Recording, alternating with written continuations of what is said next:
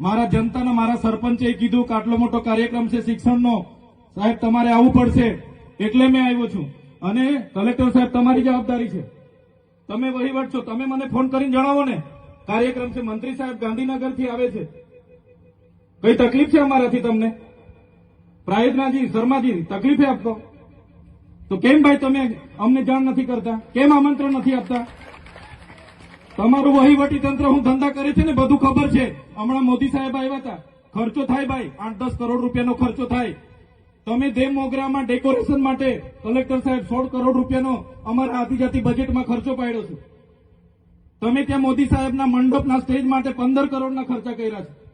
Toilet, mobile toilet માટે 2,40,000નો 2 કરોડ ને 40 લાખના તમે ખર્ચા પાડ્યા છે. નાસ્તા માટે 2 કરોડ ખર્ચા પાડ્યા છે. તમે ડોમ માટે 2 કરોડ ખર્ચા પાડ્યા, ચા માટે 2 કરોડ ખર્ચા પાડ્યા, બસ માટે 2 કરોડ ને 71 લાખ રૂપિયાનો ખર્ચો પાડ્યો. કેમ? અમે સવાલ પૂછીએ એટલે તમને નડીએ છે? તમારા મનમાં ધુમાડો હોય તો કાઢી નાખજો ભાઈ. બરાબર છે, આ જનતાના ટેક્સના પગારે આપણે બધા છે. આ જનતાના ટેક્સનો પગાર મને પણ મળે છે, તમને પણ. કલેક્ટરથી તલાટીથી લઈને કલેક્ટર સુધીના બધા તમે નોકર છો, અમે બધા સેવક છે. આ લોકોએ જે પણ કે અમે પ્રતિનિધિ છે, અમને અધિકારો આપ્યા છે. તમે અમને કેમ અહીંયા બોલાવ્યા નથી? ના સાહેબ, અમારે વિદ્યાર્થીઓ સામે કેવું પડે છે.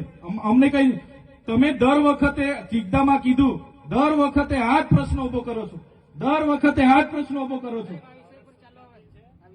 ઓ ભાઈ, ધારાસભ્ય છું, લોકોએ મને ચૂંટ્યા છે, મને આમંત્રણ જોઈએ ભાઈ. આ કોઈના પૈસાથી આ બિલ્ડિંગ નથી બની, તમારા ઘરના પૈસાથી બની છે. અરે વિષય પર તો મને આમંત્રણ કેમ નથી આપ્યું? મને જાણ કોઈ એક ફોન કેમ નથી કર્યો? કેમ ભાઈ? અમે ધારાસભ્ય ચૂંટાયેલા છે, લોકોએ અમને અધિકાર આપ્યા છે, અમારો અવાજ તમે દબાવવાની વાત કરો છો.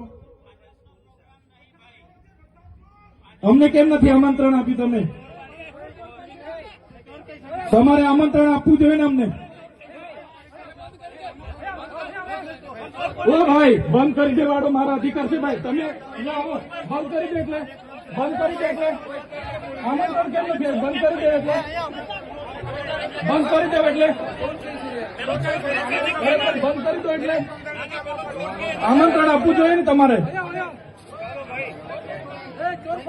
અમને તમે આમંત્રણ કેમ નથી આપ્યું ભાઈ? અમે ચૂંટાયેલા ધારાસભ્ય છે, અમને એક ફોન કોઈનો આવ્યો નથી. કલેક્ટર સાહેબની જવાબદારી છે. આ કોઈના કમલમના પૈસાથી આ બિલ્ડિંગ નથી બની ભાઈ. કોઈ તો પછી પણ સાહેબ, અમે તમારી રિસ્પેક્ટ કરીએ છીએ સાહેબ, ને દરેક સરકારના કાર્યક્રમમાં હું હાજર છું.